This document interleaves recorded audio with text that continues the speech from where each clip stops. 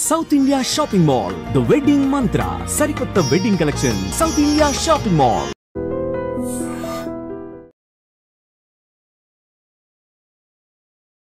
నమస్కారం, welcome to iDream. ధర్మ మార్గం విత్ విజిత కార్యక్రమానికి స్వాగతం.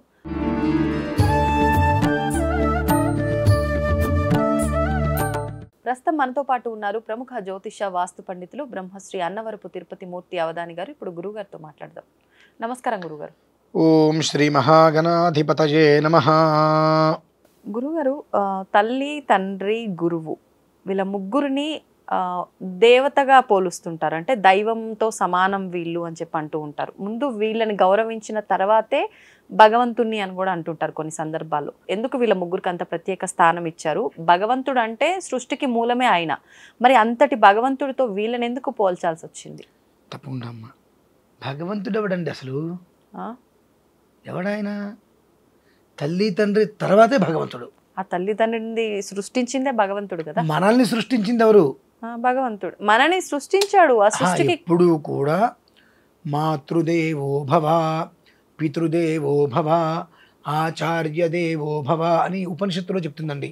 భగవంతుడు కూడా తల్లికి జన్మించిన వాడేగా. ఓకే.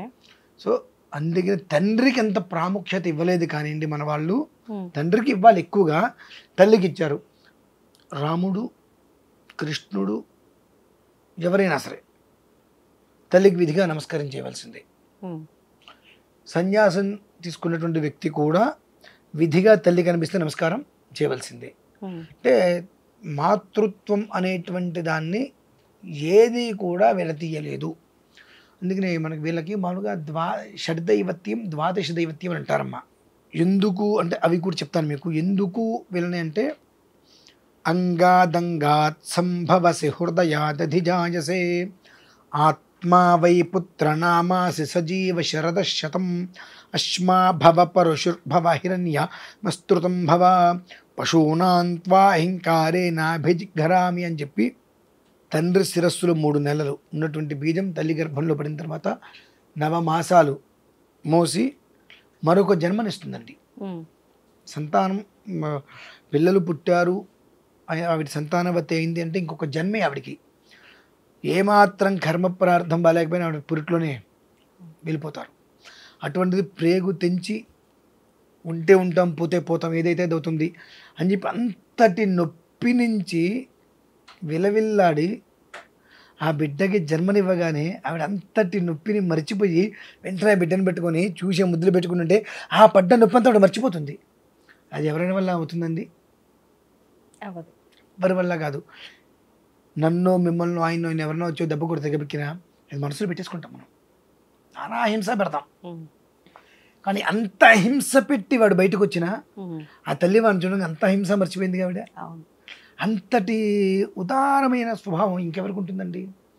కాబట్టి నగాయత్రియా పరం మంత్రం అన్నారు. అంటే మొత్తం ఉన్నటువంటి మంత్రాల్లో గాయత్రి మంత్రాన్ని మించినటువంటి మంత్రం లేదు అని అన్నారు. మరి ఇంకోటి ఏంటి అని అడిగారు. నమాతు పరదైవతం, అమ్మని మించినటువంటి దైవం లేదు ఇంకా సృష్టిలో అమ్మని మించిన దైవం లేదు. త్రిజగన్మాత, అమ్మవారిని ఏమని పిలుస్తున్నాం మనం? అమ్మ.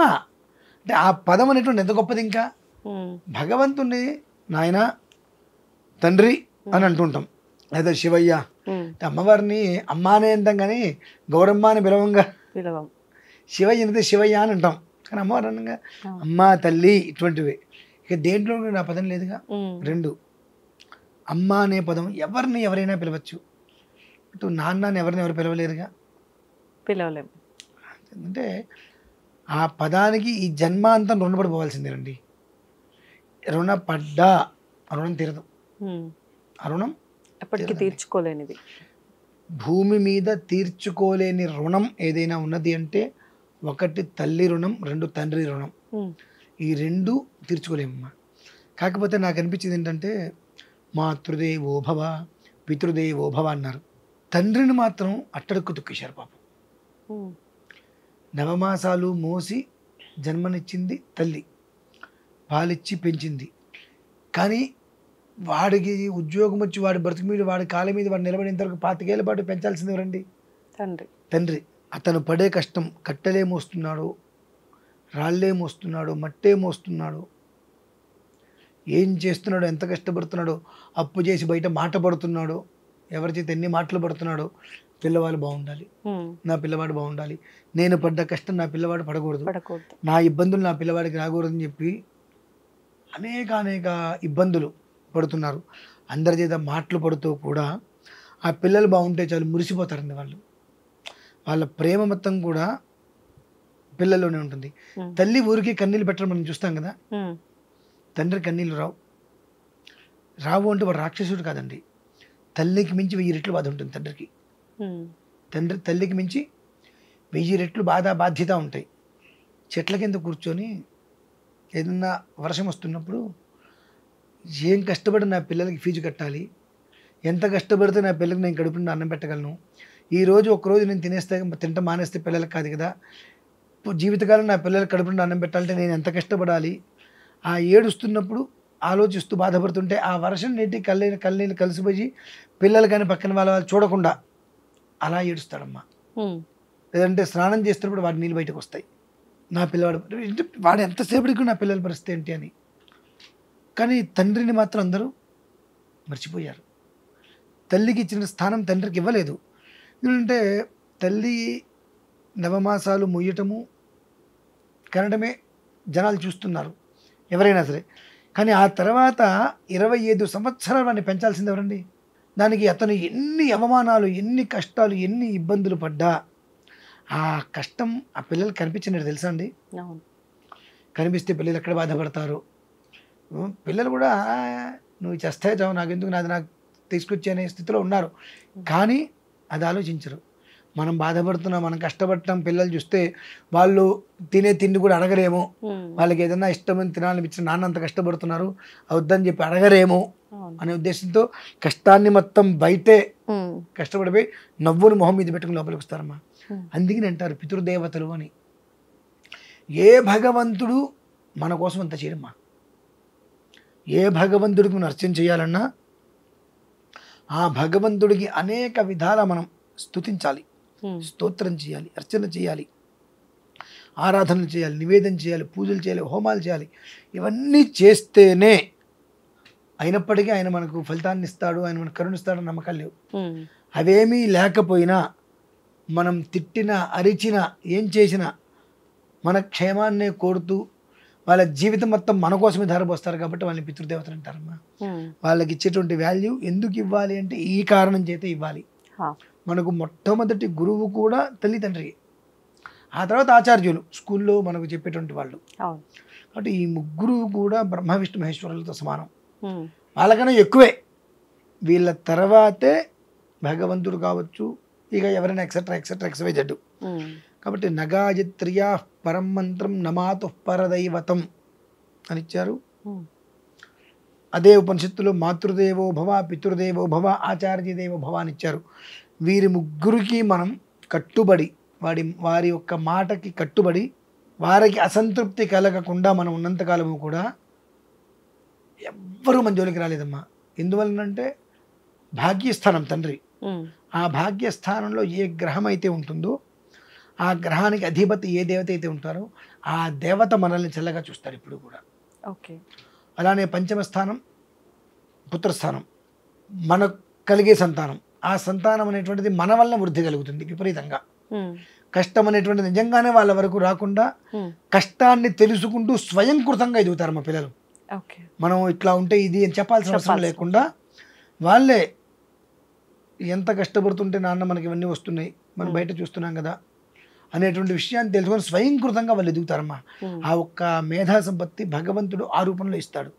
అందుకనే 9వ స్థానము, 1వ స్థానము, 5వ స్థానం ఎప్పుడూ కూడా జాతకంలో పదిలంగా చూసుకుంటూ ఉండాలని అంటూ ఉంటారు. తాత, తండ్రి, మనవడు, ఆ 3. ఆ స్థానాలకి అధిపతులు ఎవరు? కేవలం మళ్ళీ వీళ్ళే. కాబట్టి ఎప్పుడైతే మన పెద్దవాళ్ళని మనం కనురెప్పలుగా కాపాడుకుంటూ ఉంటామో ఆ స్థానాల్లో ఉండేటువంటి గ్రహం, ఆ గ్రహానికి అధిపతి ఎవరైతే ఉంటారో ఆ భగవంతుడు సర్వకాల సర్వావస్థలందు కూడా వజ్రకవచలంగా మనం కాపాడుతుంటారు మనల్ని. అందువల్లనే ఎప్పుడూ కూడా తల్లిదండ్రిని, గురువుని తోలనాడవద్దు, వాళ్ళ మాటని పెడచెవిని పెట్టవద్దు. వాళ్ళకి ఏ ఇబ్బందులు క్లేశాలు కలగకుండా చూసుకోండి. తల్లిని తండ్రిని కష్టపెట్టబోకు, కన్న తల్లి మనసు నష్టపెట్టబోకు, నాన్న పనులు అని చెప్పి నా చిన్నప్పుడు చెప్పాను. అప్పట్లో మాకు ఈ శ్లోకాలు అర్థమయ్యేవి కావు. ఆ అర్థమయ్యేటయానికి ఎంతో ఇబ్బందులు పెట్టేసింటాం అప్పటికి పెద్దవాళ్ళని మనం. వాస్తవం. ఆ తర్వాత మనం మారి సవ్యంగా ఉన్నామన్న వాళ్ళు మనల్ని నమ్మలేరు. మనం చేసుకునే చేష్టలు అలా ఉంటాయి. అలా వాళ్ళు నమ్మలేరు కదా అని మనం మరిపోకూడదు. ఇంకా వాళ్ళ పిలుపు కోసమే అక్కడ గడపలో వేసి చూస్తుండాలమ్మా. అంటే మన అనుమతి లేకుండానే మనకు జన్మనిచ్చారంటే వాళ్ళ కోసం జన్మ మొత్తం మనం ధారపోయాల్సిందే ఖచ్చితంగా. అదైతే నేను చెప్తానమ్మా. అది విషయం వాస్తవం. మీరు అన్నది నిజంగా తల్లిదండ్రుల రుణం అయితే తీర్చుకోలేనిది. వాళ్ళ విషయంలో మనం కృతజ్ఞతగా ఉండడం తప్పితే మనం ఏం చేయలేము ఈ జన్మకి. సంతోషం అండి, ధన్యవాదాలు. తవ్వండి, తవ్వుతూనే శివలింగం సరే దాన్ని అట్లా కప్పేసేయండి, చూపించదండి. మూర్తి పూజ కాదు, సాక్షాత్ బ్రజేంద్ర నందన భగవాన్ ఉన్నారు మూర్తిలో. ఏమీ ఆశించకుండా ఆరాధించే వాళ్ళు కూడా ఉన్నారా ప్రభుజీ? నిజమైన భక్తి అంటే మనకు తెలియదు కాబట్టి